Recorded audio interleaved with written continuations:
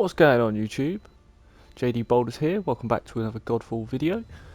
On request of Mario Nava, here is my bleed weak point build for Bulwark, which I used in previous gameplay videos of the hard exalted Earthrealm Gauntlet.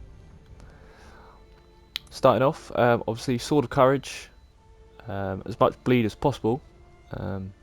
This could be optimised a little bit as well with a bit more weak point damage, and also it's got 28% damage to bleeding enemies. It's got a nice 20% chance to inflict bleed on this, which is nice. Obviously, whenever you inflict bleed, shoot up to 2 projectiles that each deal 3,808 physical damage to an enemy, and this is huge. You hit an enemy, you inflict weak point damage. If you physical damage, sorry, you inflict bleed. 2 projectiles shoot off. If you kill the first enemy, they fly off in any direction, you turn around and the enemies are dead.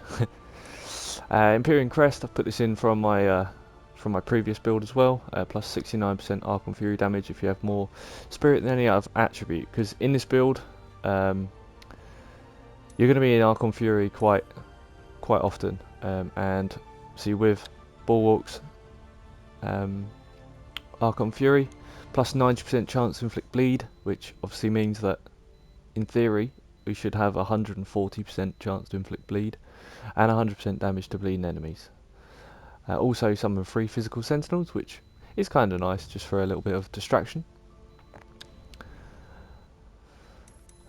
This Ash Meteorite, I've had it for a long time.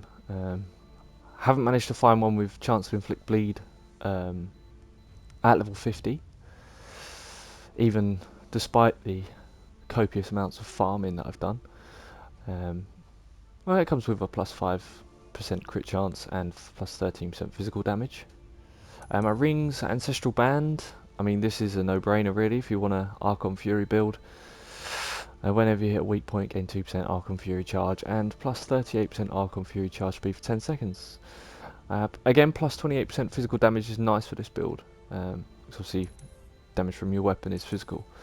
Archon Fury damage, can never go wrong with an Archon Fury build with Archon Fury damage. And the other two, takedown damage, okay, don't really generally tend to perform too many takedowns, and plus 14% over health gain from banners. The second ring, Dawnlord Signet. I suppose if you're using this ring, takedowns are probably quite a good way to go. Whenever you defeat an enemy with a takedown, the enemy explodes and deals 2,655 physical damage to nearby enemies. The explosion has a 50% chance to inflict bleed. Again, more bleed, more projectiles. And comes with plus 53% damage to bleeding enemies. If we're in Archon Fury, we're going to be making enemies bleed a lot, so most of the enemies that you're going to be fighting are going to be bleeding. So it's almost just a flat 53% damage.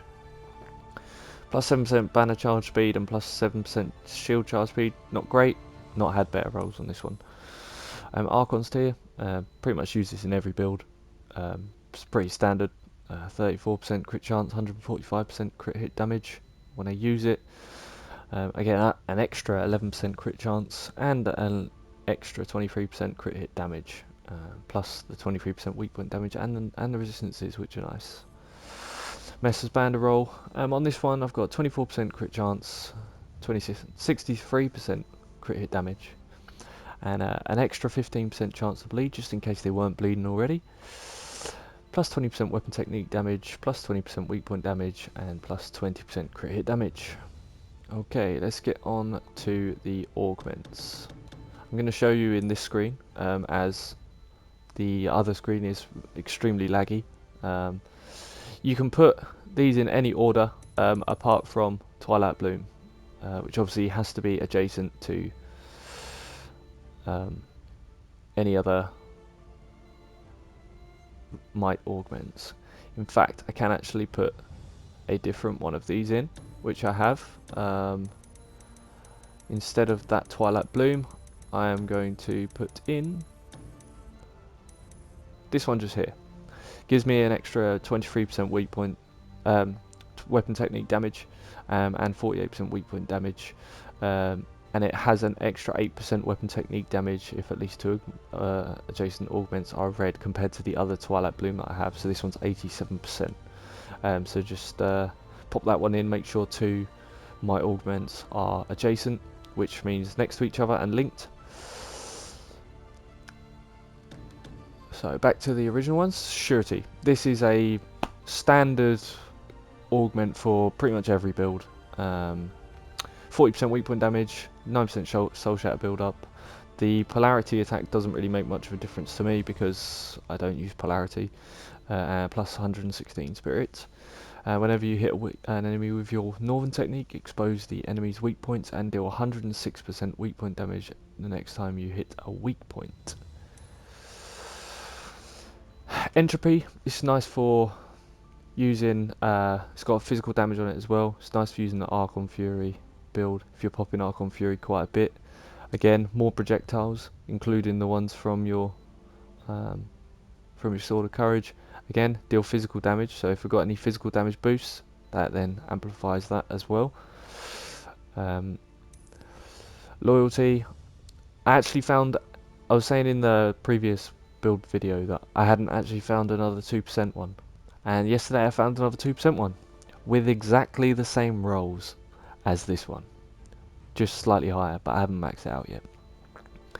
So whenever you hit a weak point, gain 2% Archon Fury charge and 38% Archon Fury charge speed for 10 seconds. This is basically the same as the Ancestral Band primary. So a double up means you've got 4% Archon Fury charge on hit, which is when you hit a weak point, which is nice. We've already shown you Twilight Bloom. Absorption, plus 42% weak point damage and plus 21% weak point weapon technique damage. Gain 50% Archon Fury charge speed for 10 seconds whenever you hit a weak point. We're going to be hitting a lot of weak points and exposing those weak points when we use our Northern technique. Which, with High Spirit as well, we will have quite a fast cooldown on our Northern technique, so don't need to worry about those weak points. And again, Focus gains 69% over health whenever you perform a crit hit. Nice stack of weapon technique damage on there, nice 58%. Gain 6% shield charge whenever you defeat an enemy on Scourge, so plus 59% damage to bleeding enemies, and plus 82% might. And then these ones are really just sort of bonuses for bleeding damage to bleeding enemies. You can stack Archon Fury damage, but obviously with a bleed build, if you've got the augment secondaries with damage to bleeding enemies and physical damage, then you're optimizing that damage that you get from the build, as most of the secondaries for spirit augments aren't particularly useful. So each consecutive enemy hit by your shield throw takes additional 50% damage. I'm not actually sure this actually works. I've looked, and when I've used the Archon shield throw, it doesn't seem to actually do more damage the more you throw it. And then Rift. This is quite a nice one. Obviously plus 29% damage for each ailment on the enemy if you've got bleed on it, so you're going to do an extra 29% damage. If you're playing with a buddy and they are inflicting ignite, then obviously you're going to get an extra 29% damage for each ailment on the enemy. It comes with 85% might, which I've upgraded to, and 59% damage to bleeding enemies. So finally, the skill tree. Again, with this one, it's quite difficult because you kind of need the takedowns for this one. So you can remove them from recovery, pop those in takedowns, and what can we take out? I'd probably say the capital resistances, and you could probably drop maybe a couple in Rampage, just so we can get the spectral takedown. So pop those in there, and then whenever we defeat an enemy with our weapon technique, form a free spectral takedown, which will then trigger our Dawnlord Signet and inflict chance for bleed and more. and lots more projectiles. Okay, so that's it for the video, guys. Thanks for watching, and I'll see you in the next one. Goodbye.